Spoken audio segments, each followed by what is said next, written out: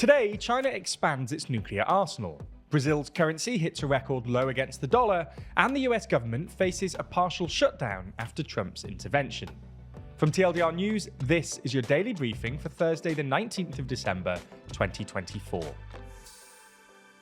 China's nuclear warhead arsenal has surpassed 600 operational nuclear warheads, according to the Pentagon's latest China military power report, representing an increase of 20% in a year and a near tripling since 2020.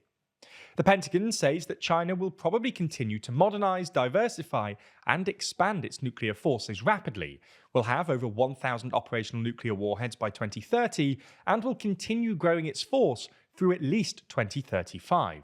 While China's growing nuclear arsenal is certainly expanding pretty rapidly, it's still dwarfed by the arsenals of the United States and Russia, who each have more than 5,500 nuclear warheads, with roughly 1,500 deployed each. In fact, in total, the US and Russia possess nearly 90% of the world's nuclear warheads.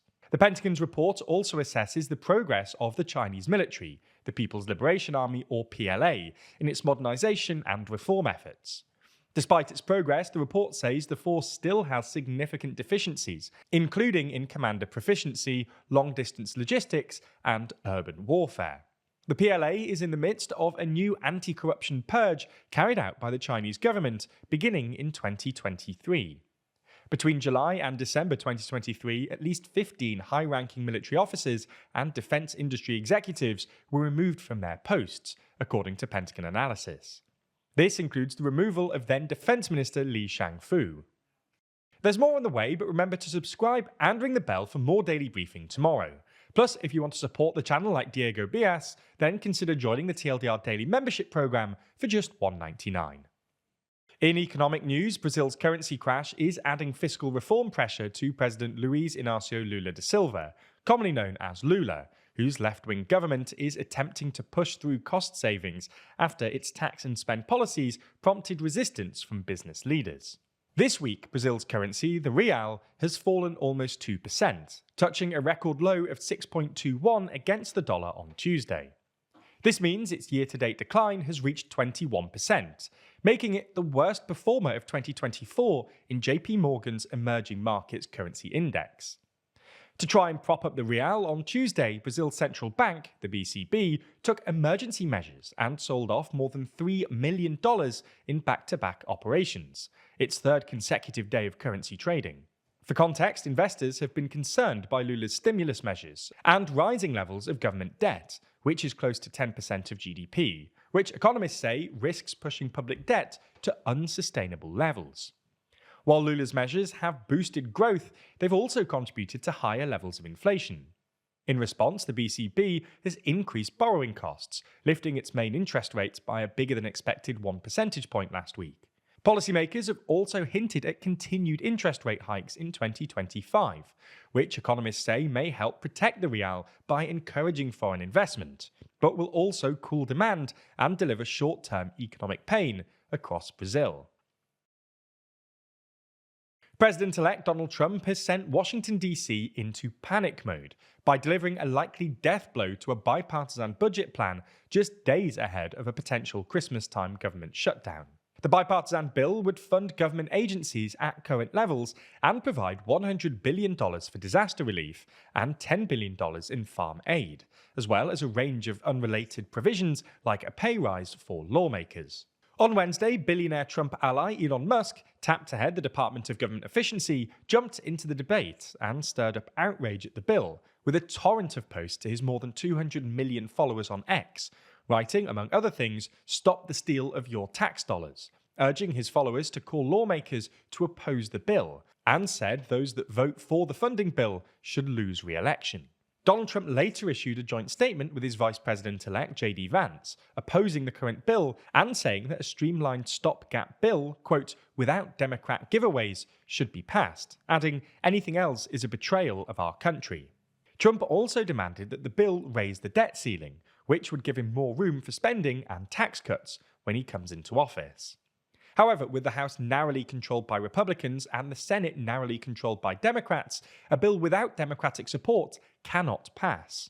Trump's intervention is probably most difficult for Republican House Speaker Mike Johnson, who negotiated the bill, but now looks in a shaky position ahead of the speakership vote on January the 3rd. Trump's political brinkmanship, Musk's significant influence, and tensions between Congress and Trump are perhaps a sign of things to come for Trump's incoming administration. Moving to the UK now, where the Bank of England has released more inflation data, showing that it is once again rising. The latest data showed that the figure had risen to 2.6% in November, up from 2.3% in October. The big implication of this is that the Bank of England will not lower interest rates this week, with them likely to hold them at 4.75%. This follows 2 interest rate cuts this year. It seems that one of the biggest drivers of inflation was transport, with the price of a litre of petrol up by 0.8p. This news has caused consternation among economists and politicians, with numerous outlets suggesting that Starmer is on track to miss his milestone for the economy. Ian Stewart, an economist at Deloitte, explained that the big declines in inflation are behind us. Next year, inflation is likely to run closer to 3% than to its 2% target. Wage growth of over 5% and a surge in government spending could keep inflation higher for longer. Moving to Israel now, where the Human Rights Watch, or HRW, has accused Israel of an act of genocide over their restriction of the water supply in Gaza.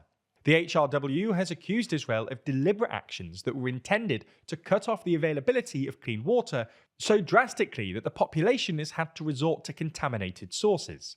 They claim that this has led to the outbreak of lethal diseases, especially amongst children. Therefore, the HRW has argued that Israel's actions is tantamount to an act of genocide. This report comes on the back of an Amnesty International report that was published earlier this month that also accused Israel of an act of genocide.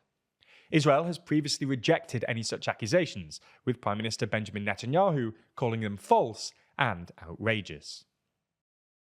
This is just one of many major stories going on, with 2024 marking a major year for both news and elections. In fact, with a majority of the world heading to the polls, 2024 has been a pretty unique and important year.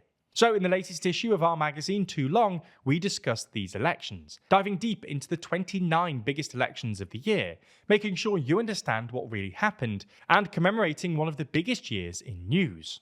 We don't just discuss elections though, we also run through China's trade issues, Biden's successes and failures, the UK's new opposition leader, and the state of the wars in Ukraine and Gaza. Plus, the fact it's a magazine also means we're not constrained by the time limits or algorithms imposed by YouTube. Unlike fleeting news cycles and algorithmic feeds, Too Long offers thought-provoking analysis and comprehensive coverage that's truly worth holding. Purchasing is also a great way to support the channel. Running TLDR this year has cost just under £800,000. So if you've enjoyed our coverage in 2024, then picking up a copy of Too Long doesn't just get you high-quality reporting, it also allows you to invest in independent journalism and join us in shaping the future of news.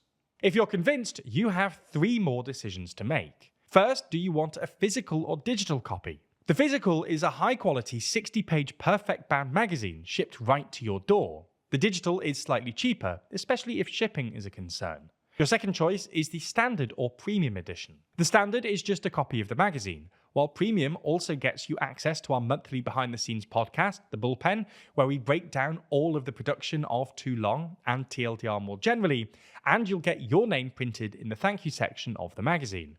Finally, do you want to subscribe? If you do, you'll get a copy of Too Long every 4 months, meaning you'll never miss an issue. Plus, you'll also get 25% off every copy as long as you stay subscribed. If you can, subscribing also gives us a reliable income stream, which is super useful for us. Regardless of which option you choose, you can buy a copy right now at toolong.news or click the link in the description. Thanks for your support, and thanks for backing Too Long.